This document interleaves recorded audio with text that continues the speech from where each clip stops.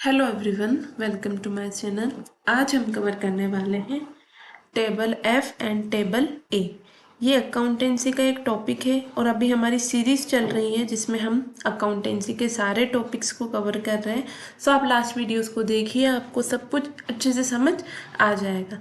ये वीडियो चाहे आप नेट जेआरएफ की प्रिपरेशन कर रहे हैं या किसी पीएससी एग्ज़ाम की प्रिपरेशन कर रहे हैं या अगर आप कॉलेज स्टूडेंट हैं कॉमर्स के, तो आप सभी के लिए वीडियो हेल्पफुल रहने वाली है।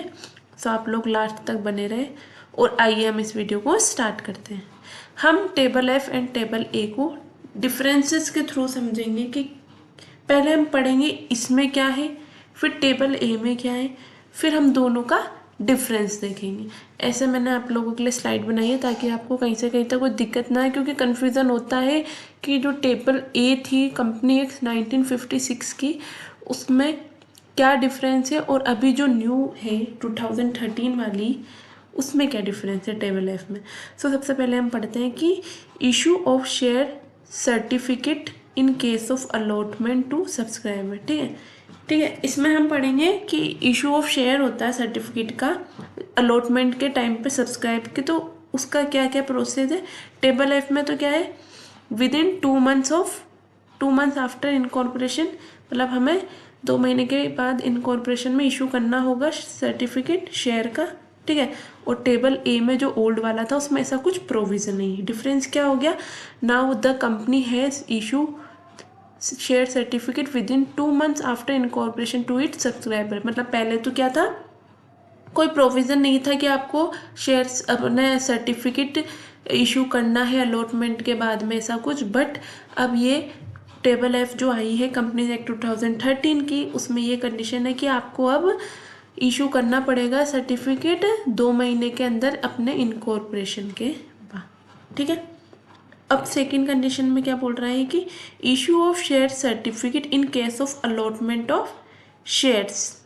ठीक है, इस आई थिंक कुछ तो बड़े अच्छा सॉरी। ठीक है, फर्स्ट वाले में तो हम सब्सक्राइबर्स की बात कर रहे थे, अलॉटमेंट टू सब्सक्राइबर, और यहाँ पे हम बात कर रहे हैं अलॉटमेंट टू शेयर की।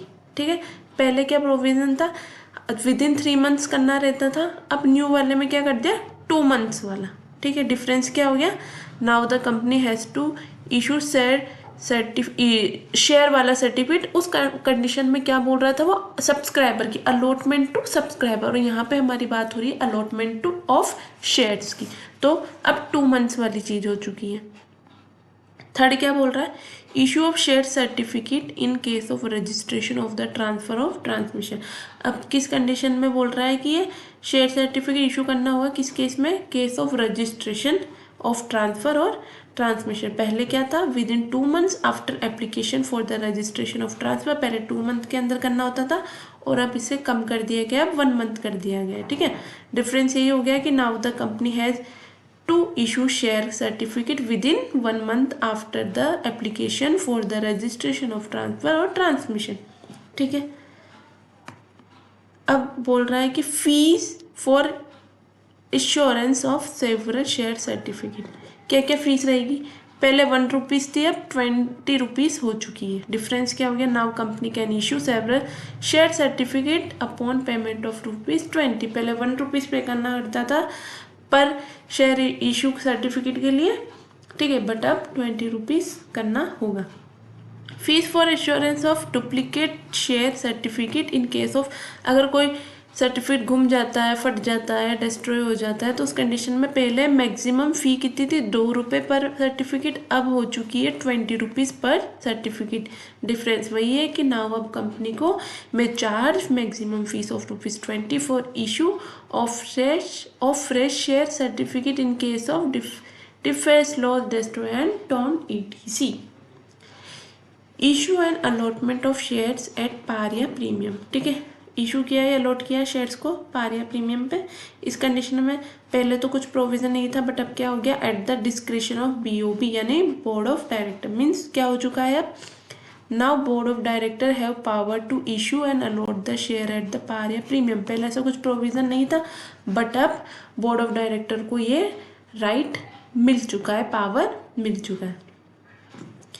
अब next, default rate of interest to be levied on calls in arrear. Calls in arrear में पहले क्या था 5% पर एनम था, अब 10% पर एनम हो गया, मतलब अब company can charge 10% interest on calls in arrear. ठीक है, इसी तरह कोल्सिन एडवांस का पूछा है, पहले 6% था 12%, मतलब कि 2 गुना हो चुका है ये। ठीक है, इसमें भी नाउ कंपनी हैज़ टू 12% पे करना होगा interest on calls in advance. Calls in arrear में 10% और कॉल्स इन एडवांस में 12%। Transmission of share in case of 1% company, अगर 1% कंपनी में हमने ट्रांसमिशन किया है शेयर्स का, तो पहले कुछ प्रोविज़न नहीं था बट अब हो चुका है। अब क्या हुआ है कि nominee will be entitled to the title of the share.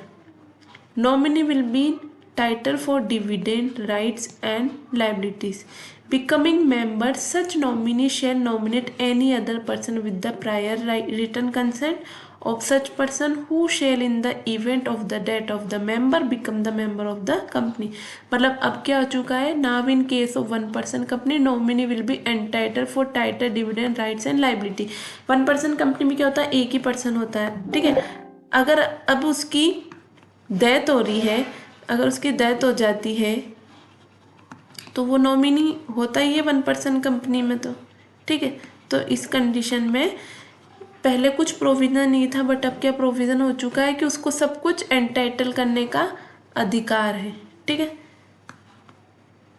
अब ई वोटिंग का पहले कुछ प्रोविज़न नहीं था बट अब क्या प्रोविज़न हो चुका है टेबल एफ में, अ मेंबर में exercise his vote at the meeting by electronic means in accordance with section 108 and shall vote only once. मतलब now company can provide e voting facility to its member. पहले ऐसा कुछ provision नहीं था but अब उसे vote करने का, ई वोटिंग करने की फैसिलिटी दी गई है कंपनी को। ठीक है, power for company to have official seal for use. पहले क्या था, ऑफिशियल सील के बारे में क्या कहा गया है, the company may exercise the power conferred by section 50 with regard to having any official seal for use abroad and such power shall be vested in the board. और अब nothing is mention about maintenance of official seal for use outside India. पहले ये था कि आपका outside India के लिए एक ऑफिशियल सील है बट अब कुछ भी नहीं कहा गया है, यानी कि डिफरेंस क्या हुआ, nothing is mention about maintenance of the official seal for use of outside India, यानी कि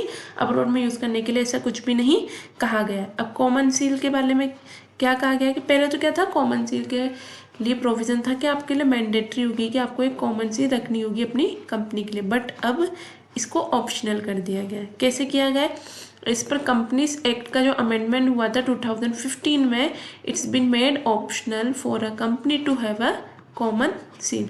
तो ये थी हमारी आज की क्लास जिसमें हमने टेबल ए और टेबल एफ को अच्छे से समझा, कैसे क्या इन दोनों में डिफरेंसेस होते हैं। तो आपको मेरी क्लास अगर अच्छी लगती है, अगर आपको सब कुछ अच्छे से समझ आता है तो मेरे चैनल को लाइक करें, शेयर करें, सब्सक्राइब करें। Thank you.